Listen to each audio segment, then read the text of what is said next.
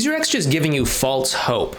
That's what we're going to be talking about in this video. But first, my name is Clay with modernlove.life, where we help you get the great loving relationship that you are looking for without having to play mind games, without having to play hard to get, and without having to pretend to be someone or something that you are not. Because you, of course, deserve to be loved for the unique, amazing, and wonderful person that you are. And if you agree with me, please help me out with this YouTube channel by hitting that thumbs up button for the algorithm, and by subscribing to the channel down below, and by leaving a comment about anything on this video that might resonate with you, or anything else that you might think is going on that could be causing you to think that your ex is giving you false hope. What's going on here is your ex is probably not trying to give you false hope. I know that there are a lot of people out there that are trying to hedge their bets. You know, they don't want to get their hopes up to have them disappointed. They don't want to think that there's the possibility that they're going to get back together with their ex and then find out that it didn't happen or something like that. And I just want you to know that although we can't predict the future, we can't predict what is or isn't going to happen, your ex most likely isn't trying to string you along and give you false hope, okay? Now again, there's a lot of different types of people out there in the world, and I don't know your ex personally, most likely, but most people out there want to believe that they're going to do the right thing, and they want to believe that they're being fair to the other people in their lives. And if there's really not a chance that the two of you are going to get back together, or they're really just sort of like closed off to it forever, then they're probably going to spell it out for you, okay? They're probably going to spell it out for you in some form or other. Granted, you know, there are all types of people out there, and there are types of people out there who might get some sort of power trip out of stringing you along, or they might be doing it to punish you for something that happened in the past, or whatever. But most people are probably not going to do that. Now, you probably know your ex's personality because you are obviously in a relationship with them. You would know if they had the capacity to do that. You would know if they had the capacity to intentionally string you along or hurt you or do that to other people or something like that.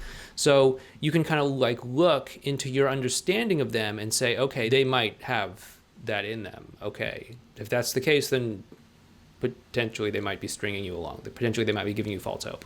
But most of the time, I think people can look at their ex and say, you know what, yeah, we might have had our disagreements or whatever, but they've always done their best to do the right thing, and I don't think they would probably do that. With that being said, though, you know, they might have a hard time being honest.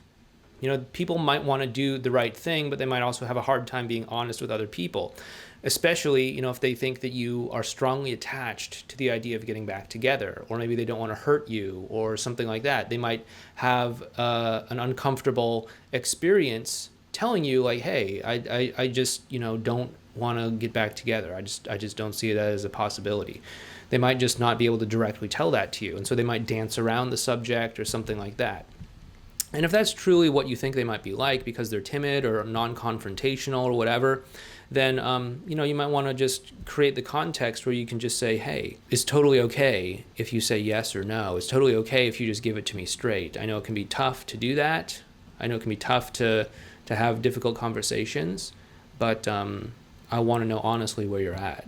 And if you can kind of create that context where they can feel safe to share their opinion and their thoughts and their feelings, then you're much more likely to get an honest answer from them. The next thing is they might be not necessarily using you, but they might be kind of torn in terms of, do I want to be in a relationship with you? Or maybe there's like some other person in their life, right? And they might be kind of torn about like, should we get together, or am I going to get together with this other person? And maybe they don't even know. And so they're just trying to keep both options open. Now, this is probably most common because oftentimes after a breakup, your ex is going to be genuinely confused about what they want, or whether or not they made the right choice, or how the two of you are supposed to fit into each other's lives. And so there's this really blurred, kind of ambiguous stage that they sort of go through where they're trying to figure all of this out.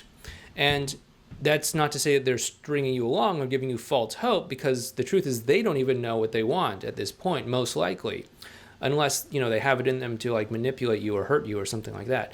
But they're probably just genuinely confused, and they're just trying to figure out what they want. And, you know, if that's the case and you do want to save the relationship, then, you know, what you got to do is you got to focus on the emotional connection, like we've talked about in so many videos in the past, strengthen that emotional foundation, build up the connection to a certain degree, and then, give them a good reason to want to actually get back together with you. And in that case, it's not really false hope. It's them just being genuinely confused, not knowing what they want to do or where they want to take things, but them just, having some sort of connection with you and trying to keep that connection alive, hoping that it's going to help them make a better decision. And if you can feed that emotional connection, it's going to help them to make a decision that brings the two of you closer together much more easily. Okay? So, again, they're most likely not trying to string you along, give you false hope or something like that, unless they got it in them to do that.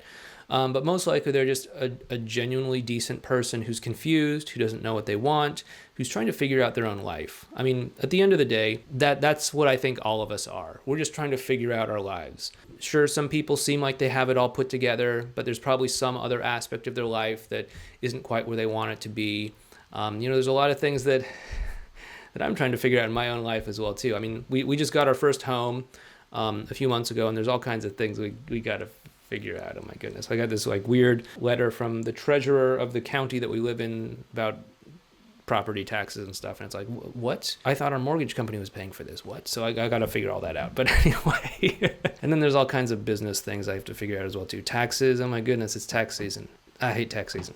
Anyway, if you don't know, if you run your own business, doing your taxes is an incredibly painful, challenging process. Like if you just have a normal job and you just get like a W-2 form or something and you just say, there it is, spend like an hour filling out some paperwork and put it in the mail and your thing's done. That is not what my experience is like. It's nights of going through numbers and organizing things and back and forths with my accountant and all of that. It's not fun. But yeah, we all have things that we're trying to figure out in life, and we're just trying to do our best. All of us are. And generally, you're not going to find too many people that are going to intentionally go out of their way to screw you over or hurt you. Yeah, it can happen. Yeah, there are people out there that, can and will do that. But most of us, we're just trying to do our best. We're just trying to do the right thing. And, sometimes we do get confused, and sometimes it does cause us to send mixed messages or say one thing and then sometimes do the other or something like that. It's not necessarily a sign of nefarious intent or anything like that. It's usually just a sign of confusion, and you can help someone with confusion by, showing them warmth, showing them compassion, showing them empathy, and helping them to make that choice to get closer to you. Okay, and once again, if that is something that you want some help with, we do have our courses down below. Probably the most relevant one for communication and such would be Effortless Connection. Check it out. If it seems right for you, feel free to sign up. If not, no worries. But if you did find this video helpful, please help me out with this channel by hitting that thumbs up button and by subscribing as well to the channel. I'm a confused guy. I'm just trying to figure out how to have a great, successful YouTube channel. But from what I hear, if you do that and if you hit the subscribe button, it's going to help. So help me out, maybe, assuming that's how the algorithm actually works, by doing all those sorts of things. And if you do want to learn more about what your ex is thinking, we do have this whole video playlist over here on what your ex is thinking, their psychology and all of that during this whole breakup experience. Or you might want to check out this video right over here. But once again, my name is Clay. Please take care, and I'll talk to you next time.